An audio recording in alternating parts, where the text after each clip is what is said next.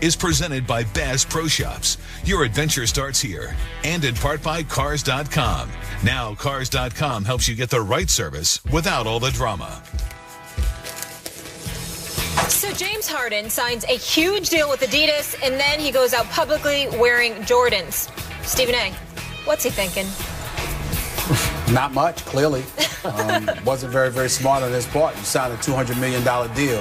You better be seen with those shoes on. It's just a wise thing to do unless he wants to miss out on the $200 million. Which is why you, as the spokesman for Oberto Beef Jerky, you could never be seen in public nibbling on Jack Links, right? You would never do that. I would never do that. Never do that. I will stand by any product I endorse. You get out what you put in. You guys are on fire today, literally. Like next level. I've been dying this entire show. We love Oberto. Yeah, we do. Here on First Take. Thank you guys so much for hanging out. For Stephen A. Smith, for Skip Bayless, I Can't Talk. I'm Molly Karam. Have an awesome day. We appreciate you. Meanwhile, the Ravens had two major losses Sunday. One, the game to the Broncos in Mile High, and two, Terrell Suggs. Suggs is done for the year with an Achilles injury. The team has picked up Jason Babin, who was released by the Jets at Final Cuts, to step in for him. Suggs tweeting this: "Chin up, Ravens Nation. We've been here before. This changes nothing. Our mission is still the same. Hashtag 2016 San Francisco." Obviously, the Super Bowl up there in the Bay. Hashtag Ravens Nation. Stephen A. Smith, how does this impact the whole AFC North landscape with the Ravens not having Suggs now? I think it gives the Pittsburgh Steelers a leg up. I mean, obviously we can't ignore the Cincinnati Bengals because they've been to the playoffs the last 4 years. But I'm just so down on them as a postseason team. I guess I don't pick them because I'm actually rooting that they don't waste our time by going to the playoffs, so we don't have to watch them lose again and for Marvin Lewis to go 12 years without having won a playoff game, a single playoff game as a head coach. So rather than subject ourselves to that level of ineptitude, I would just sit there and focus on Pittsburgh and Baltimore. And what I would say to you is this: Pittsburgh offense is high-powered. Once Le'Veon Bell comes back and Martavius Bryant comes back, it'll be even better. Hopefully Pouncey will be coming back as well. The defensive side of the ball makes them highly questionable, but I've got to believe that at some point in time, they won't look as ridiculously awful as they did to open the season.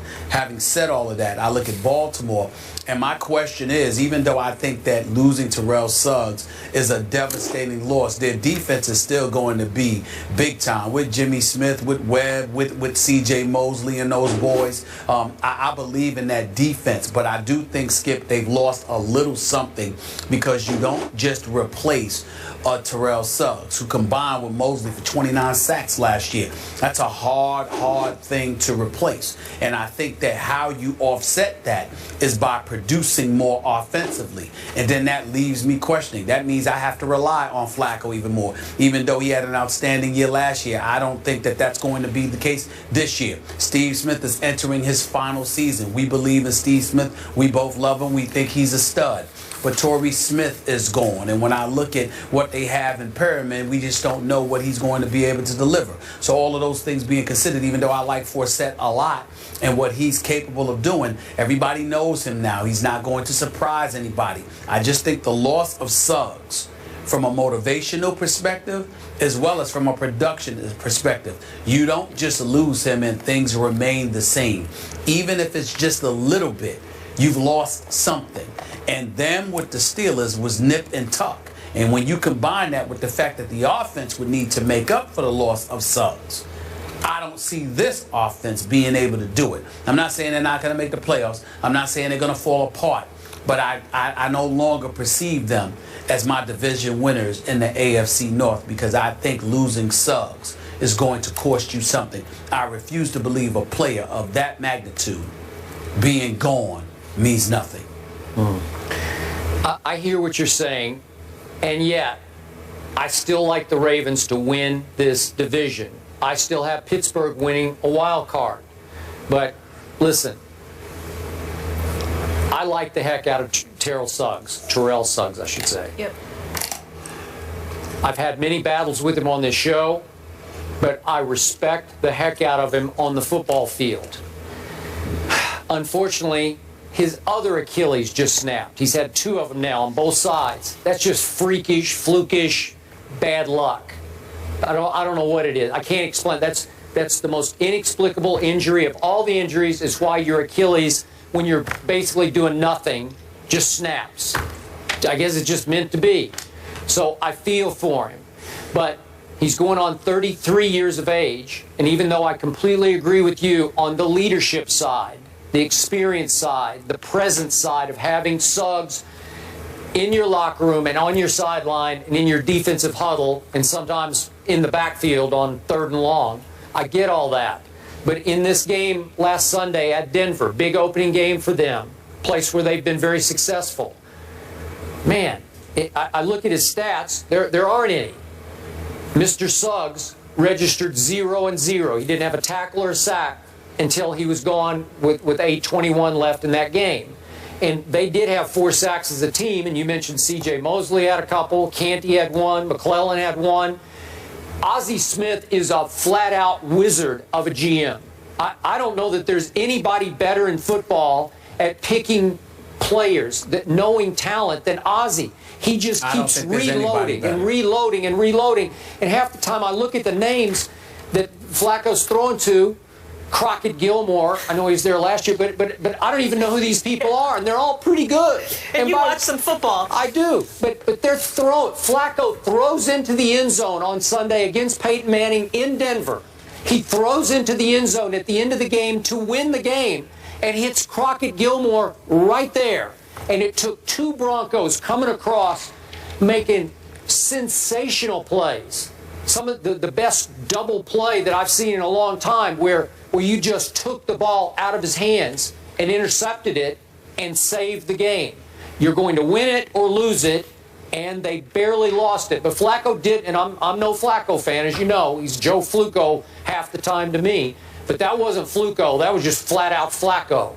Nice throw, Joe. Could have won the game. Maybe should have won the game. Denver was just a little bit better. So my point is, Suggs' tweet is right. What Molly read, the mission is still the same. I don't think they're going away. Well, the mission is still the same, but let's analyze why.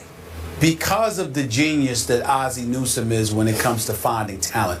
I mean, this kid Jernigan, Brandon Williams, and these boys, you lose Haloti Ngata, and it doesn't seem like you've lost anything. We get all of that. We know Ozzie Newsome is the best. We understand that. There's no denying that. And you know I'm a huge fan of John Harbaugh. I love John Harbaugh. Yep. So when you have an organization like that, the structure is going to remain intact. The foundation is going to remain intact. They're not going to fall off the wagon. But again, we're talking about the magnitude of Suggs. And we're talking about an offense and whether or not they can give it to you. There's a reason why there have been many occasions where the Baltimore Ravens did not end up being what we thought they would be. Because even though the talent is there, something is missing at some key pivotal moment.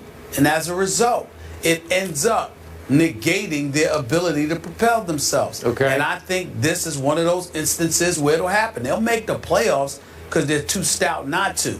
But I just think that they lose a little something with Suggs. And that may be all that the Steelers need to leapfrog over them. Okay, last quick point about those Steelers. I remind you that last Thursday night, opening night, at Foxborough, Tom Brady was protected by 3 rookies in his offensive line. I agree.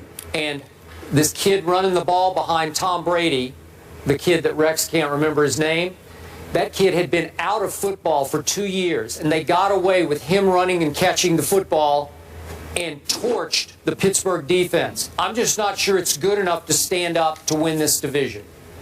Well, I agree with you. The Steelers' defense is definitely suspect. Shazier and Jarvis Jones definitely need to step up. Timmons needs to get in their head and get them to produce something. Yep. And my God, can I please get some kind of pass rush? Pretty please, with Sugar on top. Can somebody on the Pittsburgh Steelers record some sacks? I mean, good Lord.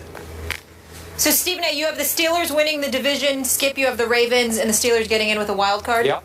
All right, here's the AFC North matchups this weekend. 49ers at Steelers, that's a good one. Chargers, Bengals, Titans, Browns, Ravens at Raiders. Beast Mom I didn't write this. You're all wrong for that. That was funny, though. Marshawn's mom takes to Facebook and blasts the Seahawks play calling. Mark Schlereth is in the house. He joins the desk to offer his thoughts as well. Don't miss it after the break.